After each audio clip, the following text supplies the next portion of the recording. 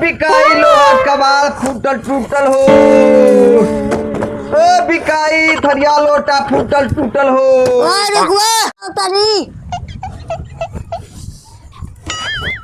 ले लो लिया कितना पे लगे उचित पैसा दियो। बिहने तारा के हम पैसा दे देबे कर ठीक बा। अरे मतलब कबाड़ी से बेच ले। अरे बिहने पैसा ले लिया मर्द नहीं। अरे बिहने धंधा कर ले बनी।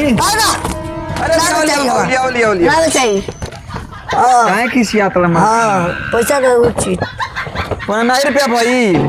हाँ 15 रुपये भाई तो। हाँ चलो अबे हम तारा के आगे देते हैं चलो। हाँ चलो चलो चलो अगर ना देता तो देखा तारी आजकल। हाँ चलो मिली चलो। आजकल बड़ी कबाड़ी वाला आया घर से कबाड़ लिकार। कबाड़ी वाला आया घर से कबाड़ लिकार। हेलो का हो कबाड़ी है कबाड़ी है। कल बताओ पर क्या भाई। हाँ बाबू एक तो मनत नहीं ढेर तो दाम भइल ना हो। ना जितना हो उतना काहे करा कोर्ट पे हम बतलाई मर दे तू नहीं। अच्छा चलो आगे तारा के नियम दे देता नहीं ठीक बा। ठीक है हाँ चल आगवा ना देता हम तब देखा। ओ बिकाइयो खेत बकरी घर दुआर सब बिकाइयो खेती बाड़ी बकरी। ओ बच्चा कबाड़ हो। रुका हाँ हाय टोल के पैसे बताओ कितना भाई। अब के तो नगदे पैसा होई हो।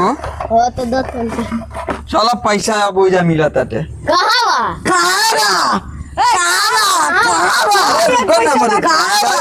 हुआ से ले लो हमारे पैसा तो कहता कि चलो हुआ मिलता है से ले लो। एकड़ के बाद तो कहता कि चल आगे दे एकड़ के बाद ले लो आगे दिया मारे मार मार